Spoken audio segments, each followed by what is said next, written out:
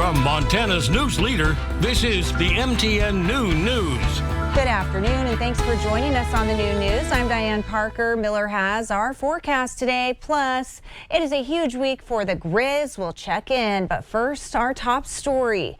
With the new year underway, we are taking a look back at violent crime in the state's largest city in 2023.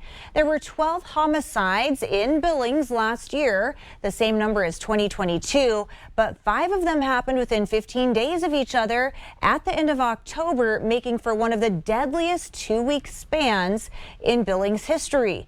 The wave of murders left the community with a black eye and had many residents calling for action, including in the form of an expanded jail. It is something that could end up on ballots soon, likely with a hefty price tag.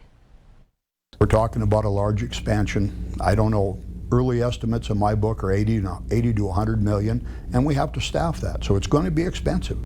The October crime spree started with the shooting death of Rocky Mountain College football player Chandler Stallcup.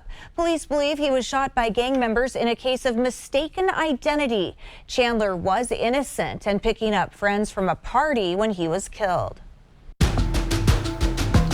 Applications for the annual Smith River Float Permit Lottery open today. According to Montana Fish, Wildlife and Parks, there are some important changes that floaters should be aware of this year, including the removal of pit toilets along the 59-mile float. So floaters will now have to carry an approved portable toilet system, and human waste must be packed out. 2024 is also the first year people applying for permits can buy bonus points for an extra chance.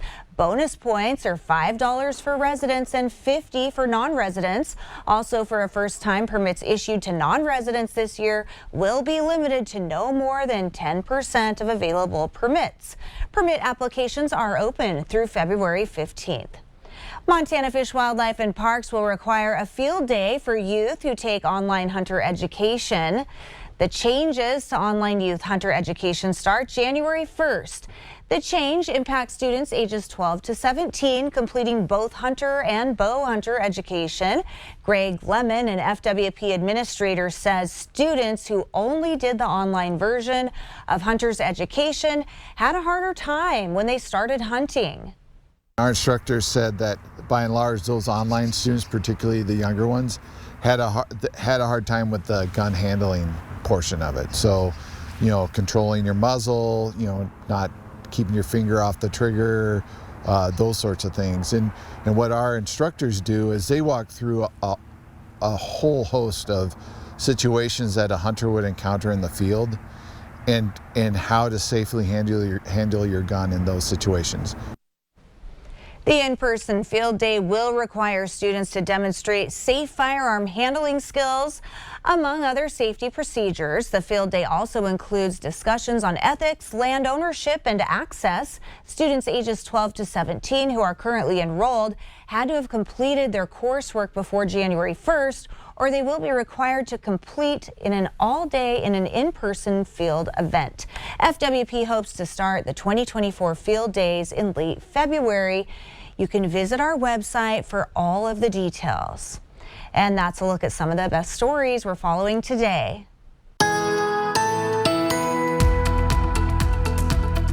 Take a look at those national headlines, and then we're going to dig into our local forecast coming up here in just a bit. But first, across the 48s, California and the Pacific Northwest, we do have this Pacific trough that's coming in, giving coastal and lower elevation rain and mountain snow today.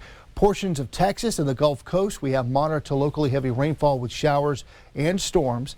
And downwind from the Great Lakes, we're looking at lake effect snows over the next couple of days. Here locally across our region, high pressure mainly keeping us dry. A lot of dry conditions for this week. We do have a backdoor cold front coming in that's going to bring some cooler temperatures tomorrow.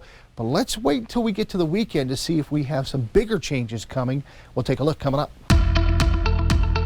Montana's hidden gem is no longer hidden. The crown of the continent is becoming quite the tourist destination. Last year's visitation numbers prove it. MTN's Kiana Wilson looks back at 2023 from construction to the reservation system, while also looking ahead to everything 2024 could offer. Here in Glacier National Park, 2023 was a great year.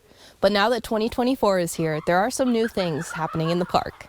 2023 was an average year for Glacier, with around 3 million visitors, all of whom used the vehicle reservation system while dealing with construction on Glacier's most iconic road. But in 2024, Going to the Sun Road's construction will be complete, just in time for the vehicle reservation system to change. Construction on Going to the Sun Road was very inconvenient, and we all suffered through it. The construction in the spring that finishes up that last 1.5 miles on Going to the Sun Road, once that finishes up in the spring, we shouldn't have any construction on Going to the Sun Road. That also means visitors will be allowed to enter the park before 6 a.m. and after 3 p.m. without reservations. At the west entrance, reservations will not be necessary to access Apgar and that portion of Lake McDonald. In fact, the checkpoint will be past the Apgar campground. One of the comments that we received often from visitors was the inability to access our free park shuttles on the west side because they would have to have a vehicle reservation to get past the entrance point to be able to get to the Apgar Visitor Center to jump on the shuttle. This summer, this coming season, people will be able to access those shuttles without a vehicle reservation. On the eastern side, vehicle reservations will not be required at the Two Medicine and St. Mary's entrances, opening access to Going to the Sun Road from the east. We expect those areas to fill up pretty fast when our season comes into full swing, and especially before Going to the Sun Road opens all the way for the springtime. We may need to manage those in a more old-fashioned way, and that is restricting traffic for a few hours during the day. There's one more reservation change. Vehicle reservations will be available at 7 p.m. the night before the reservation is valid. That's different from last year when reservations were available at 8 a.m. the day before you could enter the park. So for example, on July 1, you could get online at 7 p.m. and come into the park the next day. Advanced vehicle reservations will become available starting January 25th. There are some changes to this system as well. Be sure to visit Glacier's website to learn more about these changes. In Glacier National Park, Kiana Wilson, MTN News.